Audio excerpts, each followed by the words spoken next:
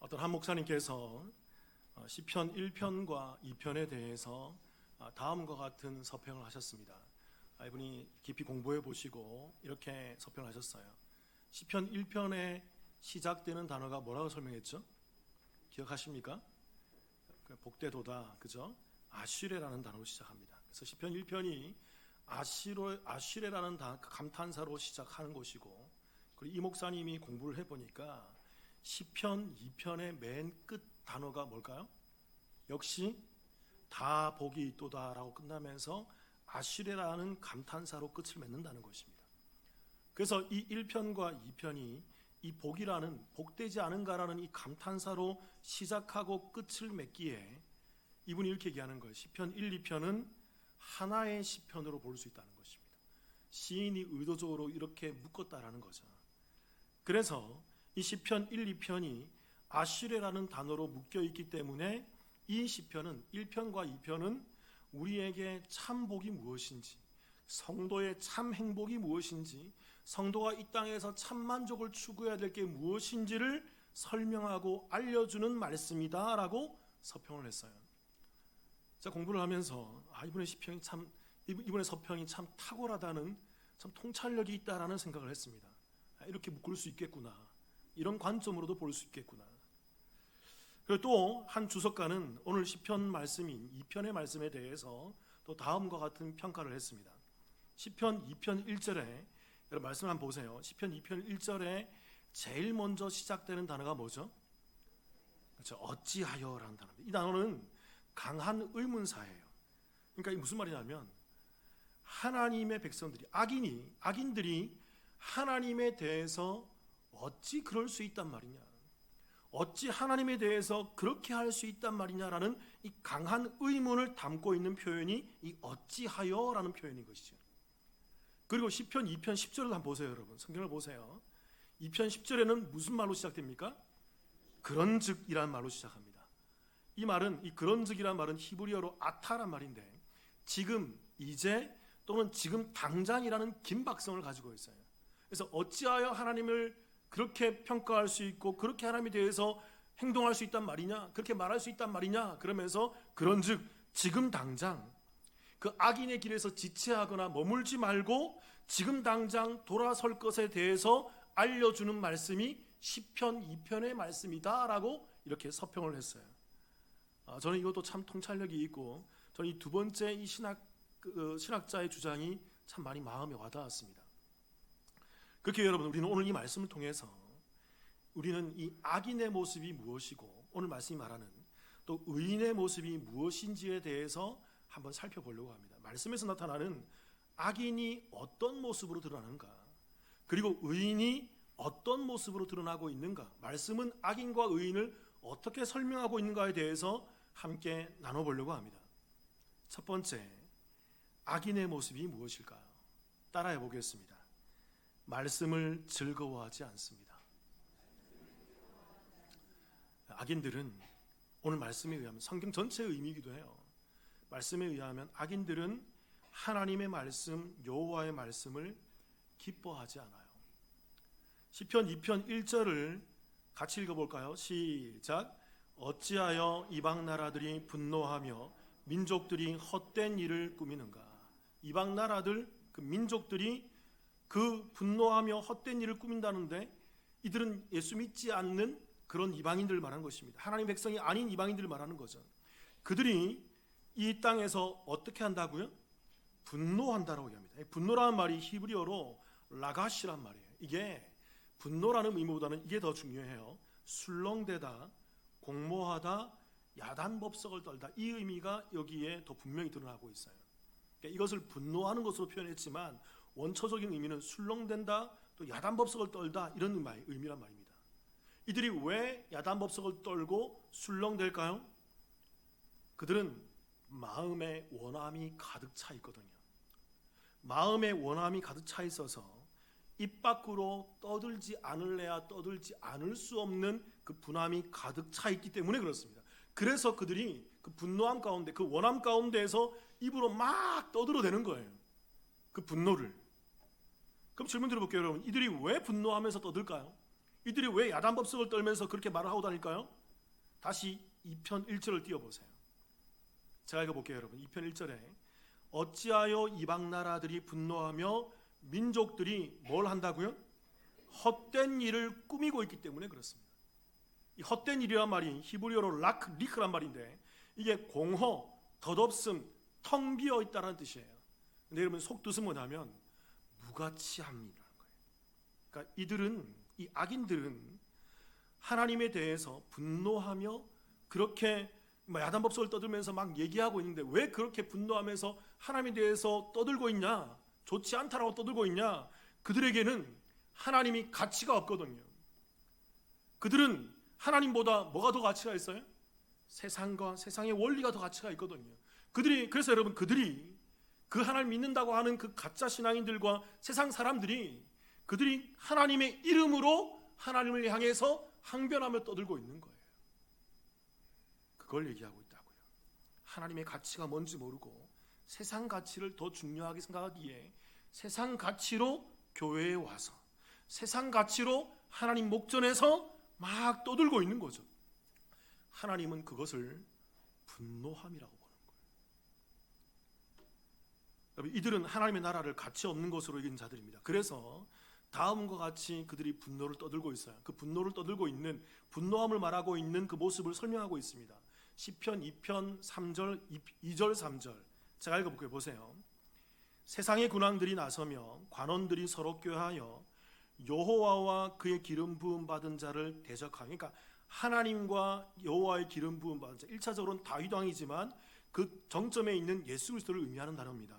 그래서 하나님과 예수님에 대해서 대적하면서 그들이 꾀하면서 막 떠드는 내용이 뭐냐면 3절이에요. 같이 한번 읽어보겠습니다. 시작. 우리가 그들의 맨 것을 끊고 그의 결박을 벗어버리자 하는도다. 여러분 이게 매우 무서운 말입니다.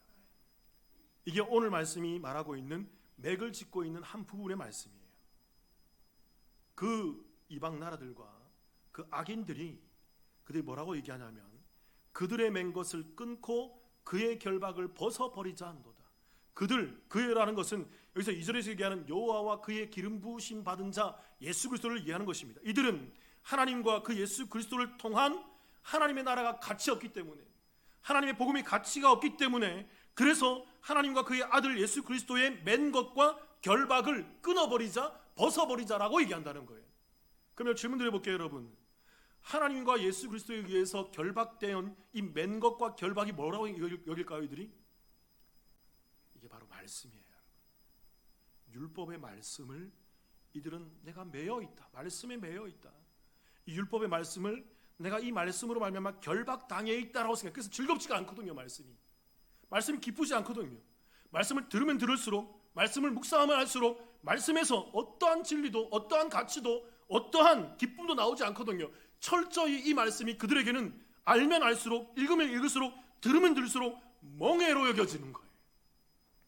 그래서 그의 맨 것을 끊고 그의 결박을 벗어버리자, 말씀을 가치 없는 것으로 여깁니다. 여러분 이러한 고백은요, 우리가 지난주에 나눴던 시편 1편 2절의 말씀과는 대조적이죠. 1편 2절 말씀 같이 한번 읽어볼까요? 시작. 오직 여호와의 율법을 즐거워하여 그의 율법을 주야로 묵상하는도다. 은혜를 입은 의인들은 오직 하나님의 말씀이 어떠해요? 즐거워하고, 너무 즐겁기 때문에 주야로 뭐 하게 돼요? 묵상하다 하가한다고 그랬잖아. 이렇게 그르릉거리는 그 맹수의 모습이라고요. 이 먹이가 너무 좋아서, 이 말씀이 너무 좋아서 이 말씀을 지속적으로 묵상하고 또 읽고 또 읽고 또 읽는 그런 모습을 표현한 것이라고 얘기했잖아요. 그런데 그 악인들은 하나님의 말씀이 읽으면 읽을수록, 들으면 들을수록 좋고 즐겁지가 않고 자꾸 자기의 삶을 옥조아 오는 맨 것으로 여기고 결박으로 여기있다는 것입니다. 여러분 질문 드려볼게요. 저와 여러분은 하나님의 말씀을 어떻게 받아들이고 있습니까? 매주 반복되는 이 말씀 가운데에서 여러분 이 말씀이 여러분에게는 어떻게 받아들여지고 있나요? 혹 우리 가운데 이 말씀이 멍해가 되어서 맨 것과 결박으로 느껴지는 분이 계십니까? 죄송하지만 오늘 말씀의 표현에 의하면 오늘 성경은 그들을 악인이라 그래요. 잘못 믿고 있다고 얘기해요. 아니면 여러분, 하나님의 말씀이 매주 반복되는 이 말씀이 듣고 또 들을 때마다 너무나 기쁘고 즐겁게 여겨집니까? 여러분, 오늘 말씀에 의하면요, 그들을 하나님께서 뭐라고 얘기할까요? 그들이 성도야, 그들이 의인이야, 그들이 말씀을 즐거워하고 꿀송이보다 달고 더 단 말씀으로 받아들이고 있기 때문에 그렇게 하는 거야 라고 우리 가운데 얘기를 하고 있다는 거예요. 마태복음 11장 28절부터 30절의 말씀을 제가 한번 읽어볼게요. 우리가 잘 아는 말씀이죠. 제가 읽어볼게요. 수고하고 무거운 짐진 자들아 다 내게로 오라. 내가 너희를 쉬게 하리라. 나는 마음이 온유하고 겸손하니 나의 멍에를 메고 내게 배우라. 그리하면 너희 마음이 쉼을 얻으리니 이는 내 멍에는 쉽고 내 짐은 가벼움이니라 하시니라. 이 말씀을 어떻게 이해하세요?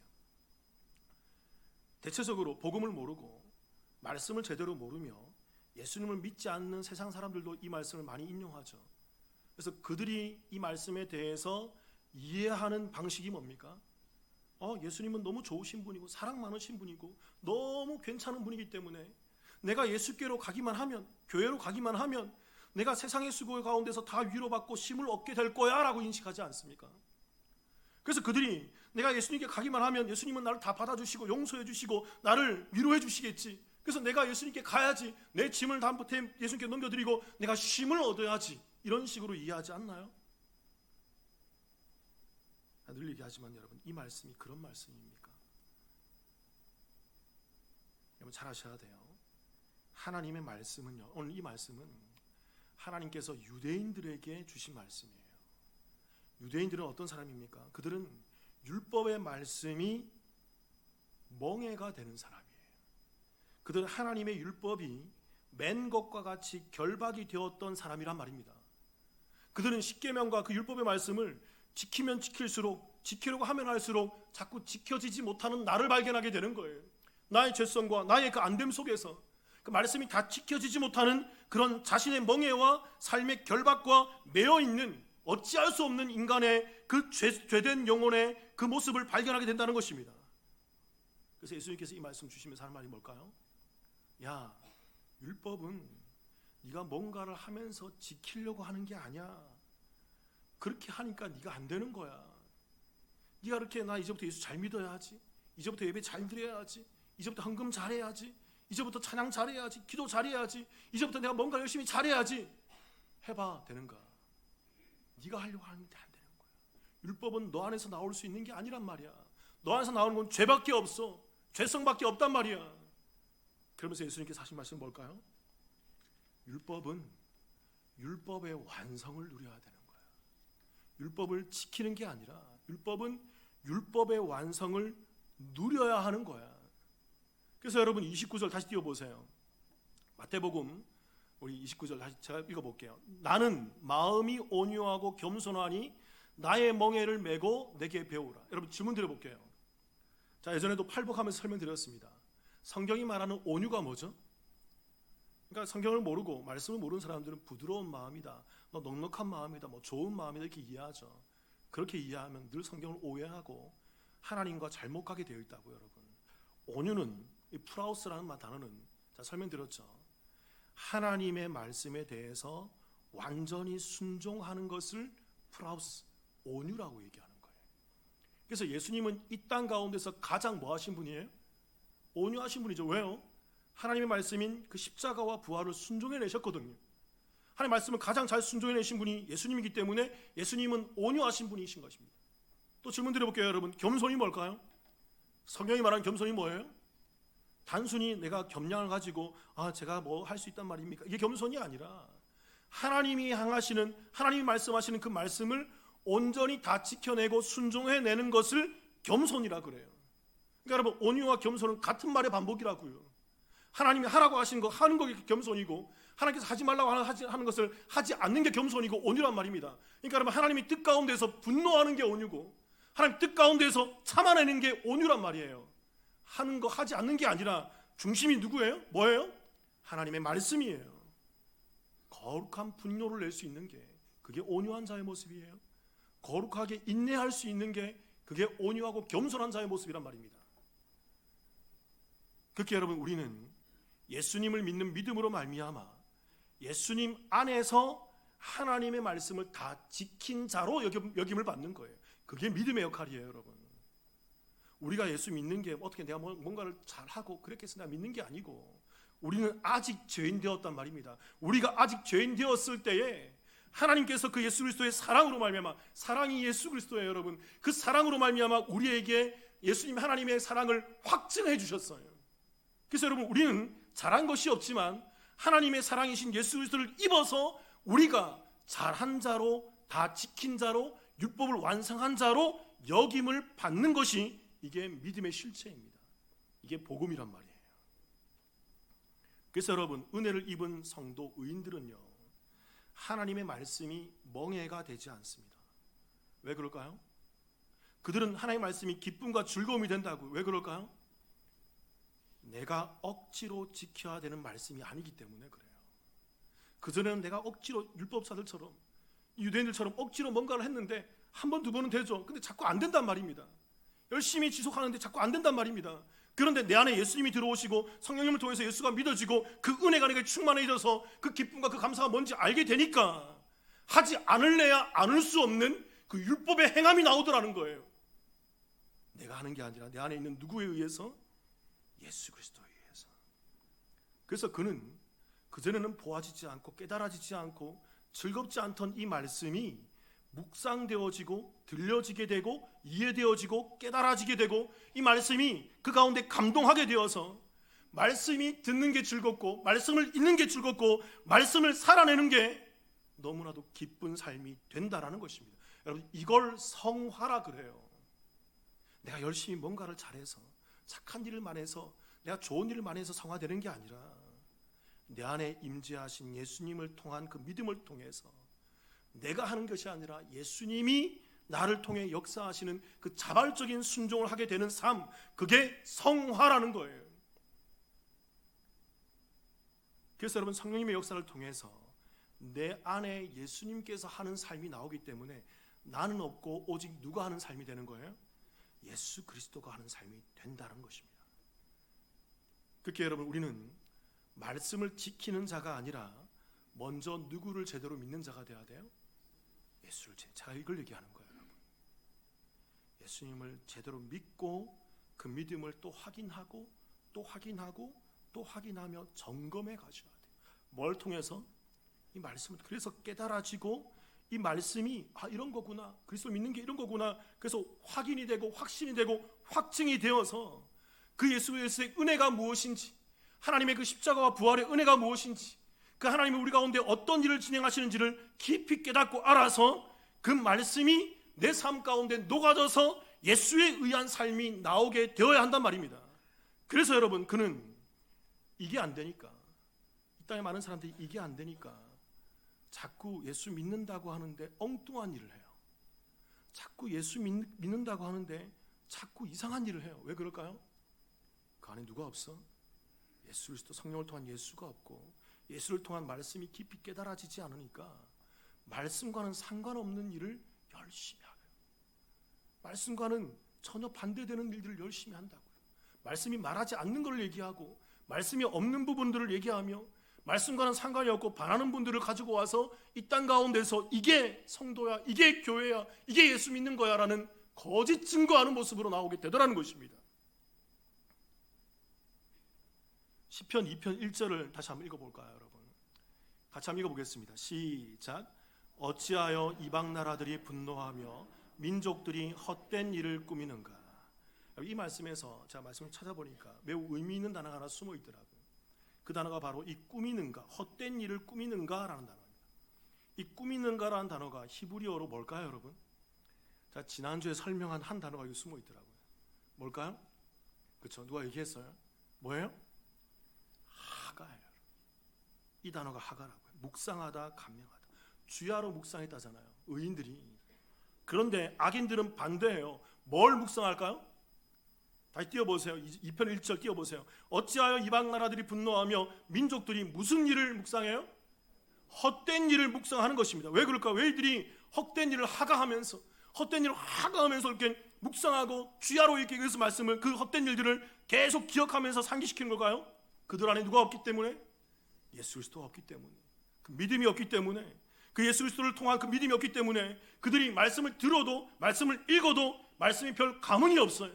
말씀이 별로 가치 없게 여겨진다고요. 그래서 악인들은 매일같이 말씀이 아니라 뭘 묵상해요? 헛된 일인 세상 일을 묵상하는 거예요. 세상 일을 소망하는 거예요. 여러분, 이게 매우 이게 비밀이 숨겨져 있어요. 그들은 세상 일을 묵상하지 말라고 해도, 세상 일을 묵상하라고 해도 자연적으로 하게 돼 있어요. 세상 일을 묵상하지 말라고 해도 세상 일을 묵상한다고. 왜 그럴까요? 그들의 가치는 어디에 있기 때문에?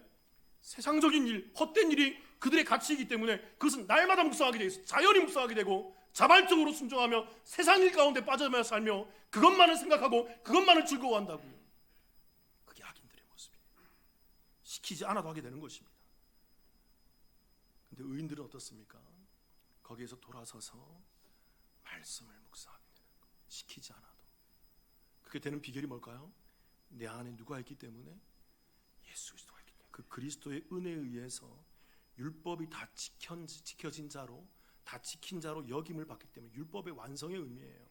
역임을 받기 때문에 그들은 그게 너무나 감사하고 기뻐서 말씀을 보지 않을래야, 말씀을 읽지 않을래야, 말씀을 묵상하지 않을래야 않을 수 없는 그 즐거움과 기쁨 가운데 빠져가게 된다는 것입니다. 그러면 이 악인들의 결국이 어떻게 끝날까요?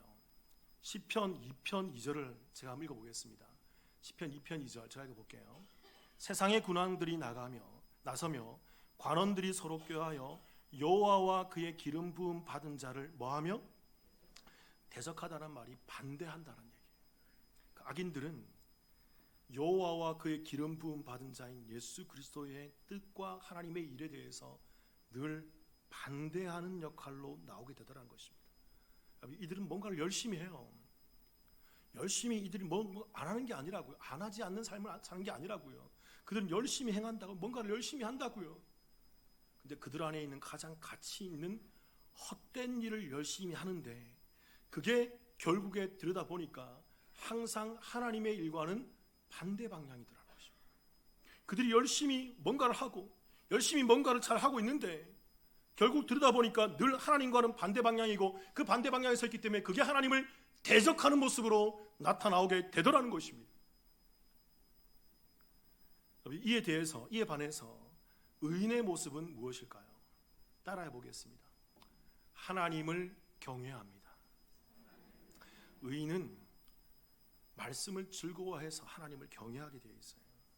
시편 2편 11편 11절 제가 한번 읽어볼게요.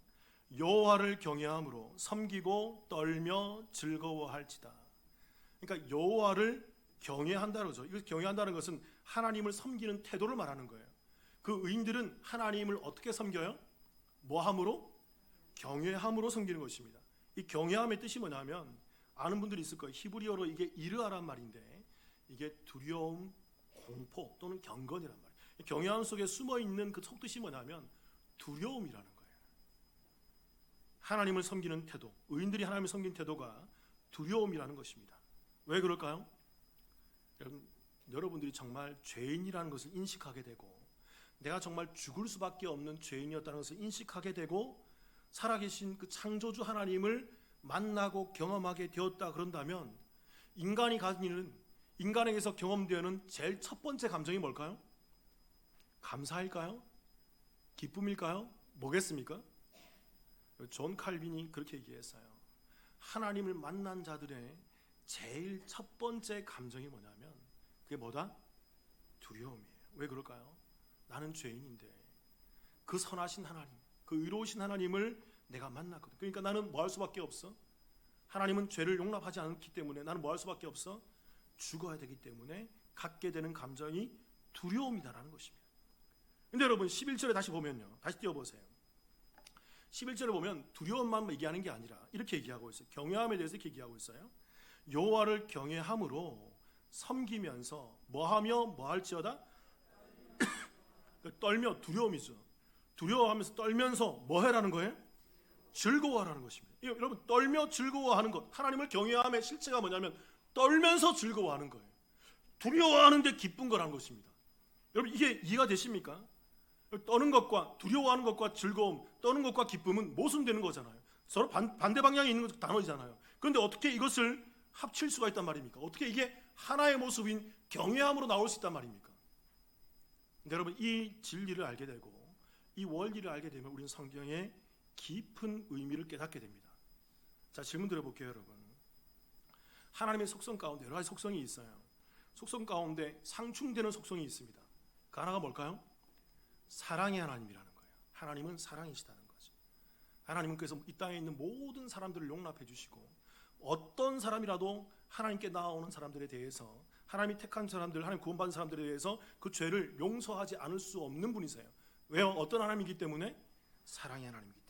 그런데 이 사랑의 하나님과 상충되고 하나님과 그 상반되는 개념이 또 하나 있습니다. 그게 뭘까요?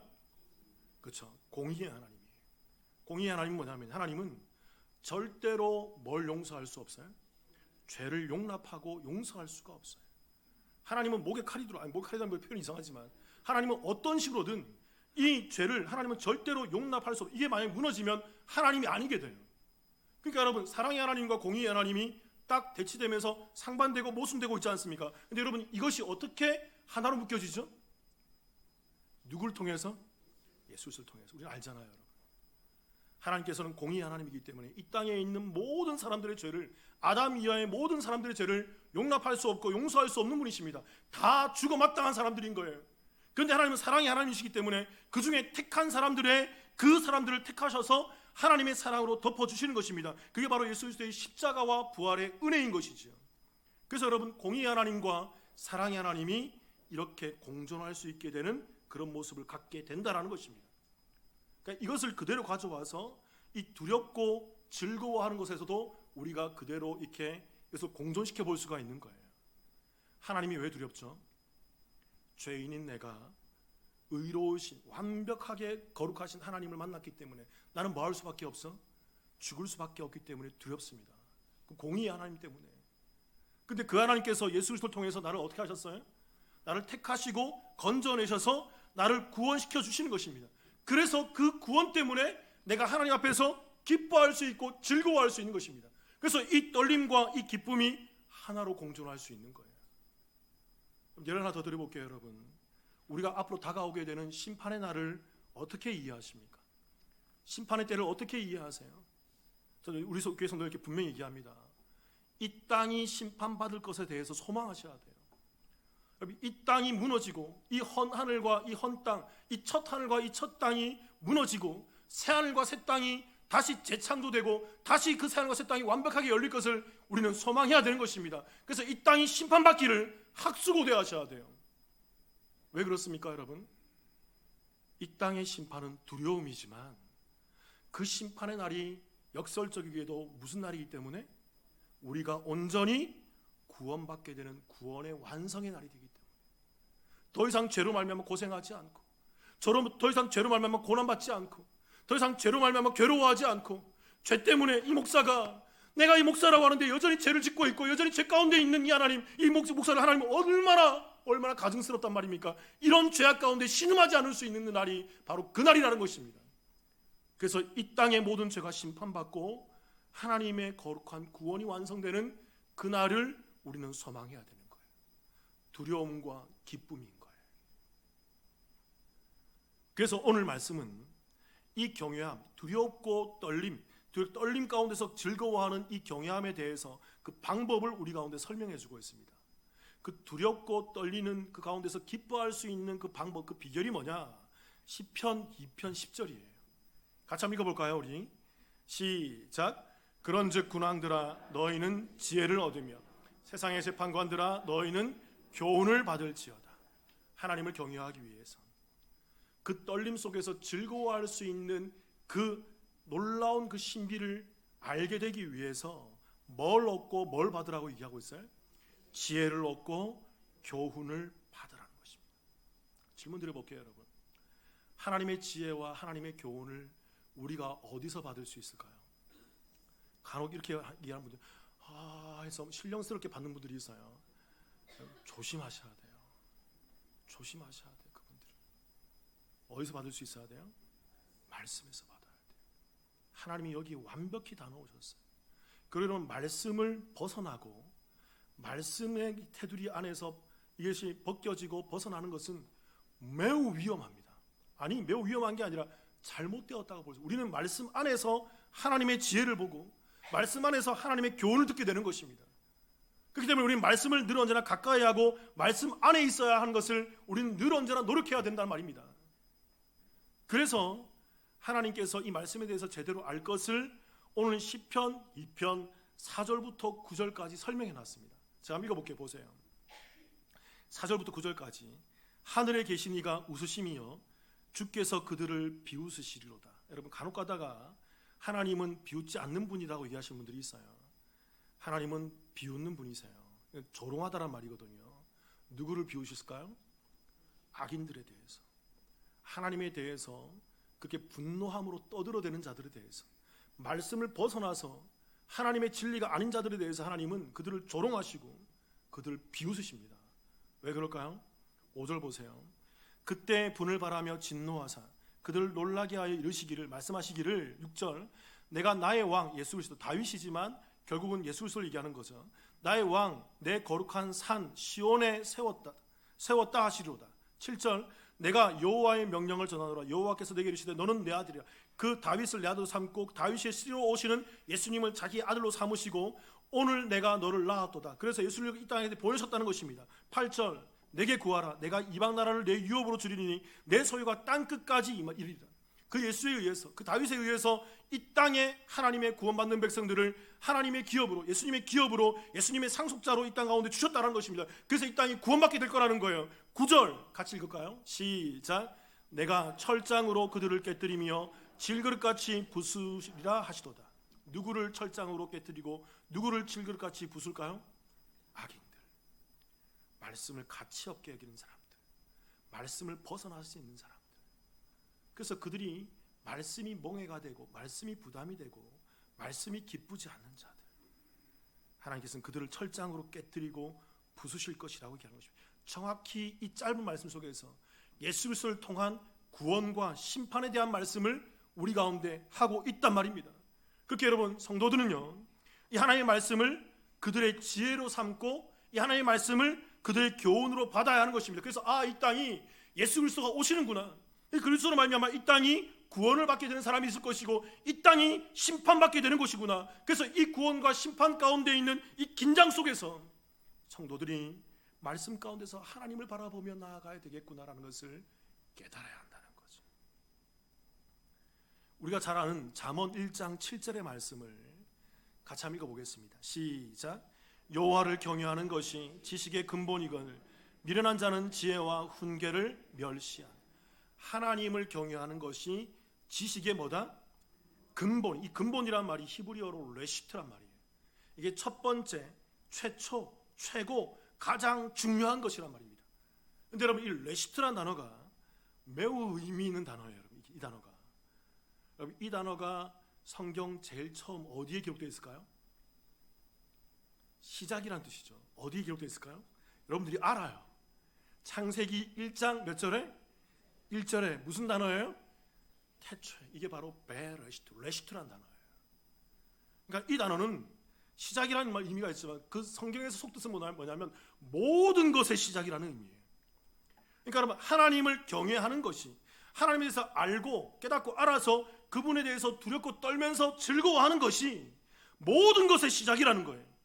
그래서 그렇게 우리가 하나님에 대해서 두렵고 떨며 즐거워하기 위해서는, 그 경외하기 위해서는 하나님의 지혜와 훈계를 하나님의 지혜를 우리가 먼저 알아야 한다는 것입니다. 그래서 잠언 1장 7절 다시 띄워보세요. 뭐라고 얘기합니까? 마지막에 미련한 자는 이 지혜와 훈계를 뭐 한다고요? 가치 없는 걸로 얘기하는 거예요. 이 말씀을 들으면 들을수록 멍해가 메어지고, 들으면 들을수록 자기의 메인바가 되고, 들으면 들을수록 결박되어서 말씀이 부담스러운 거예요. 말씀이 기쁘지 않은 거예요. 말씀이 좋지 않은 거예요. 그들이 악인이라는 것입니다. 그래서 여러분, 호세아서 6장 3절을 제가 한번 읽어볼게요, 여러분. 제가 예전에 이 말씀을 보면서 제가 많이 깨닫게 된 말씀이에요. 저를 변화시킨 말씀 가운데 한 구절입니다. 제가 읽어볼게요. 그러므로 우리가 여호와를 알자, 힘써 여호와를 알자. 그의 나타내심은 새벽빛같이 어김없나니 비와 같이 땅을 적시는 늦은 비와 같이 우리에게 임하시리라 하니라. 호세아 선지자가 하나님을 잘 믿고 있다고 하는, 하나님을 잘 알고 있다고 하는 이스라엘 백성들에 대해서 뭐라고 얘기합니까? 우리가 힘써 여호와를 뭐하자? 여호와를 알자. 힘써 여호와를 뭐하자? 알자. 여러분, 호세아 선지자가 이스라엘 백성들에게 제발 하나님을 잘 믿어, 하나님을 제발 잘 믿으란 말이야, 이렇게 얘기하지 않았어요. 이스라엘은 잘 믿는다고 생각했단 말입니다. 자기들이 잘 믿어서 예배 잘 드리고, 잘 믿어서 헌금 잘 드리고, 잘 믿어서 기도 잘하고, 잘 믿어서 제사와 제물을 잘 드리며, 잘 믿어서 그들이 하나님의 선행 가운데서 열심히 봉사한다고 생각했다는 거예요. 그런데 그게 하나님과는 반하는 일이었다는 것입니다. 하나님과는 대적하는 일이었다는 것이에요. 가증스러운 헌물 드리며, 가증스럽게 나와서 예배를 드리는 것이며, 가증스럽게 하나님께 소원을 빌고 있는 가짜 신앙의 모습이다라는 것입니다. 그래서 호세아 선지자가 얘기하는 거예요. 믿어라가 아니라 제발 하나님을 뭐하자? 하나님을 제대로 알아란 말이야. 하나님을 힘써 알아란 말이야. 그게 아니야, 이거란 말이야. 그렇게 하는 게 아니야, 이거란 말이야. 제발 하나님을 제대로 알고, 힘써 제대로 알고, 그 다음에 그 아는 것 가운데서 하나님이 원하시는 일을 해야지. 하나님이 기뻐하시는 일을 해야지. 그래서 호세아서 6장 6절에 이 유명한 말을 하는 거예요. 같이 한번 읽어볼까요? 시작. 나는 인애를 원하고 제사를 원하지 아니하며 번제보다 하나님을 아는 것을 원하노라. 정확히 호세아가 하는 말이에요, 여러분. 인애, 헤세드, 나중에는 그 자비, 이게 예수 그리스도를 얘기하는 거예요. 나는 예수 그리스도를 통한 그 구원의 완성을, 율법의 완성을 원하지 제사를 하는 그 예배를 드리는 행위를 원치 않는다고 얘기해요. 너희의 예배를 내가 받지 않는다고 얘기해요. 너희가 드리는 그 예배 내가 기뻐하지 않는다는 거예요. 그런 예배 드리지 말라는 거예요. 너희가 바치는 그 제물, 그런 헌물 난 기뻐하지 않겠다는 것입니다. 그런 제물, 그런 헌물 하지 말라는 거예요. 다시 띄워보세요. 6장 6절. 나는 인애를 원하고 예수 그리스도를 통한 그 구원을 원하지 제사를 원하지 않고 그 행위를 원치 않는다. 번제보다, 그 제물과 그 물질보다 뭘 원하는 것을 원한도다? 하나님을 아는 것을 원한다. 열심히 하는 신앙생활보다 제대로 모르고 하는 신앙생활이에요. 말씀이 뭔지, 구원이 뭔지, 복음이 뭔지, 하나님이 뭘 원하는지 제대로 알지 못하는 신앙 가운데에서 하는 행위들은 하나님이 받지 않으신다는 것입니다. 하나님께서 뭐예요? 그래서 너희가 말씀을 먼저 제대로 뭐 해라? 말씀을 알아라고 얘기하는 거예요. 사랑하는 성도 여러분, 저와 여러분이, 우리 남북교회가 이 말씀을 아는 것에 더 힘을 내고 열을 내는 그런 교회의 길을 주님의 이름으로 축원합니다. 그래서 말씀을 통해서 알아서 그 두려움이 뭔지, 그 즐거움이 뭔지를 깨닫고 알아서 하나님을 제대로 경외하는 그 복된 삶을 살아가게 되시기를 주님의 이름으로 축원합니다. 기도하시겠습니다.